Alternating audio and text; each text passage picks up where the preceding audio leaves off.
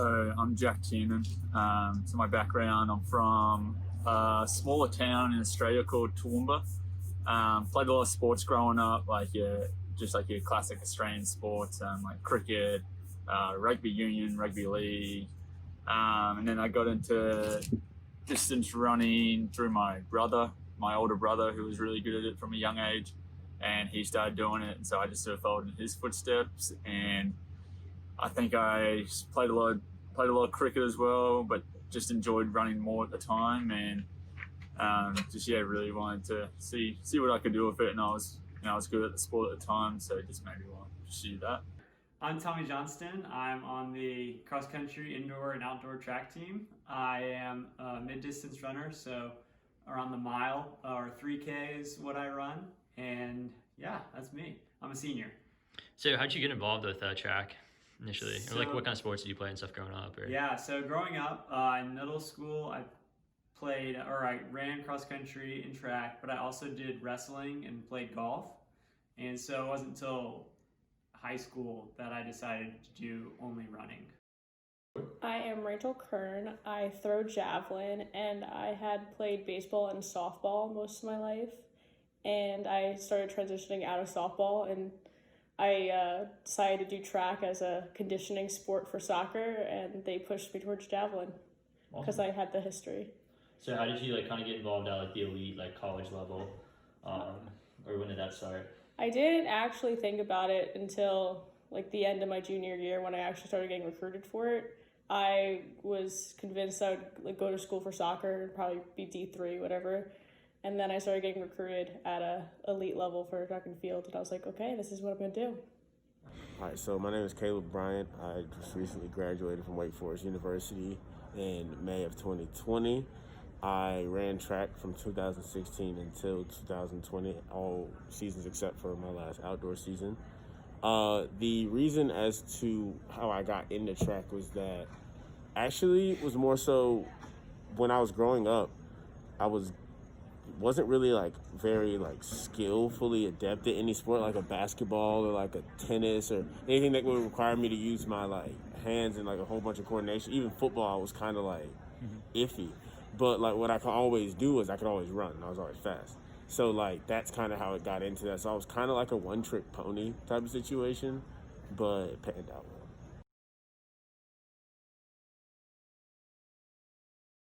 well. Oh, so I'll say that none of my favorite sports movies have to do with track at all.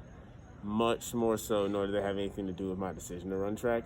It was more on the lines of just I liked the sport and I was good at it. A favorite sport movie all time, the first one that I ever watched was Remember the Titans, hands down. And that if you watch my presentation throughout this week, I said that movie it really did shape, and I guess it caught me at the cognitive. I was susceptible enough cognitively to where that movie really did help define my basis of how I see race and class in America and the world. So I guess that really was beneficial to it really played out to me as a kid. Never really watched sports movies, but I grew up watching baseball regularly, and that was the main sport I followed. On TV? Mm-hmm. Okay. Live games and on TV, yeah. Yeah, I don't think that there's not a ton of running movies, so I think once I was involved in running, I watched those, but I don't think any of them had any influence on my desire to be a runner. I watched Hoosiers and Rudy and Remember the Titans, all of those movies when I was younger. But it wasn't until after I started running that I found movies like Prefontaine and Chariots of Fire and things like that. So yeah, the main sports movie that stuck out to me growing up, and especially when I was first getting into my sport, was a movie called Without Limits, about Steve Prefontaine, arguably one of the best American runners at the time. So my coach at the time, who coached my brother and I, really loved it, really loved Steve Prefontaine, and so he gave us a video.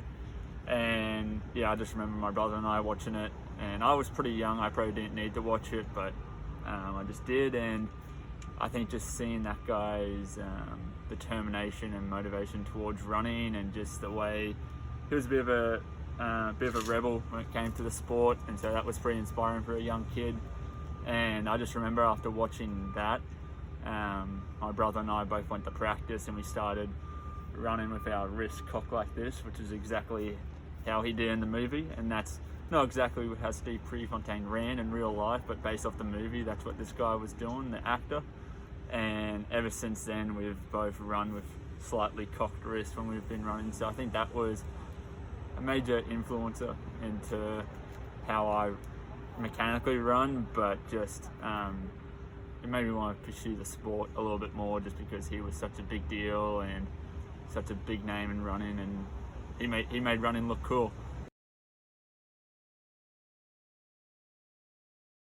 Yeah, I would say track is not really on the headlines of many places, but it does get a lot of attention when cool records are broken. But that's really specific events like the 100-meter dash or maybe the marathon, but not a whole lot of attention is given. Obviously, Bolt brought a lot of attention to track because he was very exciting to watch, and it was something that no one had ever seen before, someone run as fast as him. And so you get a lot of attention when you have a character like that, or someone that's, you know, doing some insane record. But other than that, there's really not any attention on it in media. It's weird because you actually don't see it a lot, and I'm not really blaming wouldn't really blame TV or the media for that. I just say that track isn't like one of those sports that really conveys well to television unless it's within context. Mm-hmm. And I think the only show that I've ever seen it in context with is a show called Grownish, which is a Kenya Barris, a Blackish spinoff. And it has there's two twin young African-American girls, and they run collegiate track at the school where this group of 5 or 6 kids, they all go to school. So that's the only real application I've seen of track in the media, or on a TV show, and they do it really well. I would say track and field is barely represented, and javelin even less so, because it's very specialized within the sport. So there's like very little representation. I feel like people know some of the bigger names in running, but no one really knows anyone about throwing or javelin. Do you know, are you aware of any like movies or TV shows that involve javelin? No. Or even throws, really? I've seen, so actually the first memory I have of like knowing javelin is that show 1,000 Ways to Die. It was the first time I ever watched like javelin. Yeah, I think if you speak to everyone, doesn't matter who you speak to, an athlete themselves or just a non-athletic person, they've all done track and field at some point in their life, whether that's at an elite level, collegiate level, or just in high school or just as a kid. So I think it's got a positive influence and everyone sort of knows about it, and especially like through the Olympics, it's a big deal and I feel like everyone watches it. But I feel like outside of the Olympics, it's like just the people who actually do the sport really follow it and know about it. And I think there's some bad connotations that come with it as well, with a lot of like, especially sprinters, but even around distance running, there's like drugs and EPO and stuff that get wrapped around distance running, so it sort of gives it a bit of a bad connotation.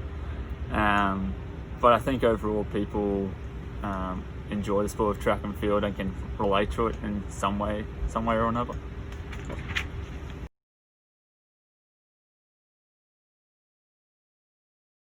Yeah, I would say running's probably the easiest sport to get started in, because really all you have to do is have a pair of shoes. And so you can really run in anything as long as you have tennis shoes. And so I think a lot of kids, it could be very easy for them to get involved. I would say though, as you want to become a more dedicated runner, it gets a lot harder to maintain the discipline of running every day. And so it's easy access into running, but in order to get like any sport to the higher levels, it becomes much harder to maintain. I think America is really different for javelin, at least. It's not as broadcasted and it's not allowed in a lot of states for like high school competition, so it's hard to get into. So I think that's difficult for javelin. And then with track and field, a lot of schools don't have that as well, so it's like clubs. So I think it's really different than a lot of other sports and it's harder to get involved.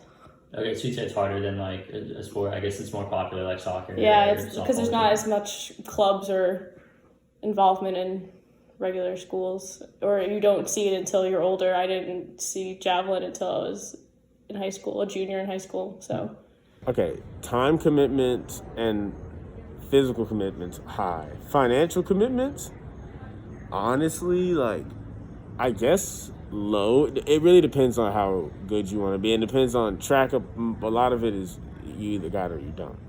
Like, so if you really have that much talent, a lot of financial, like having to get extra work done, people to work with you, that really isn't much of a thing that's like technique or anything like that.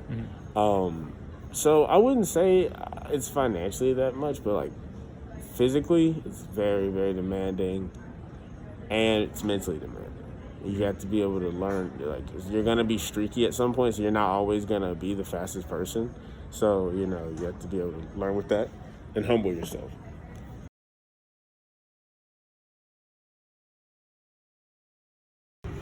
Yeah, right. I think one person who's really popular in the sport, Usain Bolt, and he's had like a couple of documentaries and stuff on him, but I think an actual movie would be kind of cool based on his life and where he grew up and just his commitment to the sport.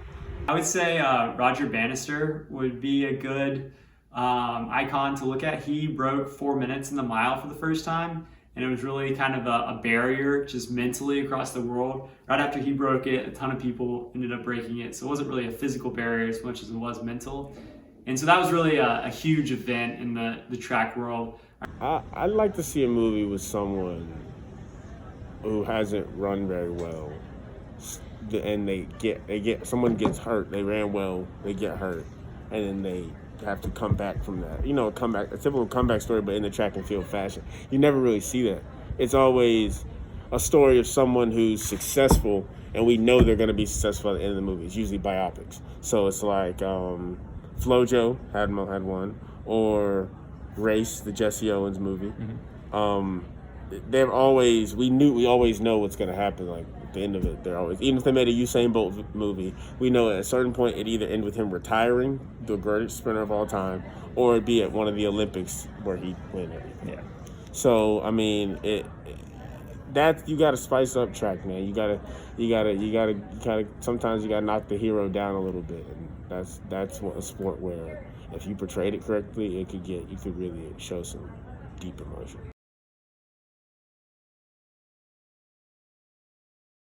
I think there's so many people involved in track and field, and there's no film. There's nothing really about it. The only people know, like the only people that anyone knows, like Usain Bolt is like the big name in track and field, and there's so many more such like talented people that no one knows about. And I think as big as the community is, there's like no talk about it. I mean, as a track athlete, it's you wish you got as much attention as the football and basketball players do, but I don't think we quite deserve that attention just because of the amount of money we bring in as track athletes. So I think that we probably get what we deserve in a sense. I mean, not as far as everyone works as hard as the football players and the basketball players, but we don't bring in the revenue like they do in their games. And so as far as a business transaction, I think it's probably smart to make movies more about those sports, although I wish that there were more people that were interested in watching things about track and cross country. I think it needs more love because it doesn't get it gets love conditionally. So under the condition that like, everybody loves track, under the condition that we do well at the Olympics. It's simple. Otherwise, people don't really care about it. It doesn't get enough TV exposure. Which I understand. It's not a revenue sport like that. But I think if it got a little more love, I think more people would be into it. Because the running community is huge. It's just that everybody outside of the running community really has no clue.